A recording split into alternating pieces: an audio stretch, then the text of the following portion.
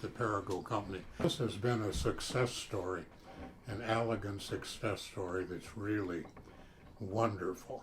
It's almost unbelievable how a company in, say, 60 years can start out from just a little one-horse outfit and become internationally known.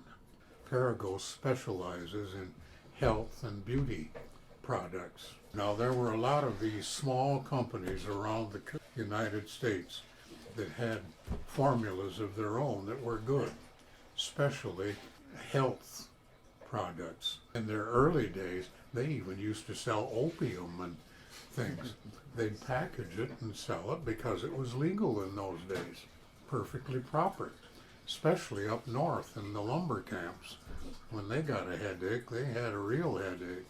They decided that they might be able to buy a little company. The first one they bought was in California.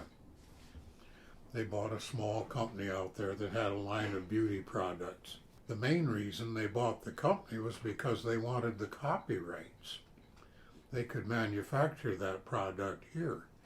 They could also do it in California. The California company could do some of their products out there. And they were buying other companies around the country. Well, that California company made the truck business pretty big. They were running back and forth to California with their trucks. So they decided rather than hire trucks all the while, they'd buy their own trucks. So you now see Perrigo trucks on the road. What it has made them is a national company. They're nationally known. The Perrigo company began to branch out. Their business was too big for small deliveries around, and they were making more things down at the factory there. They made the factory bigger there.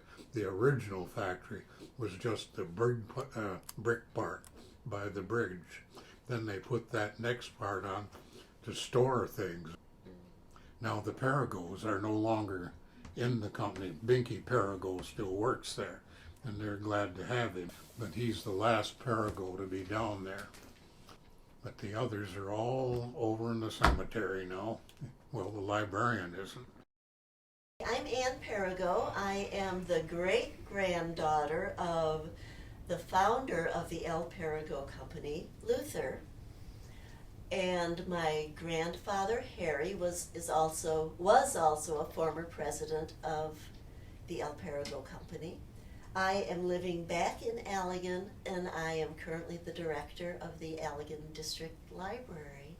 I mean, to start something like that and to have, I think he's kind of an idea man, because he was the one who walked into the store and saw those bins of aspirin and thought, now, wouldn't there be a more convenient way to do this?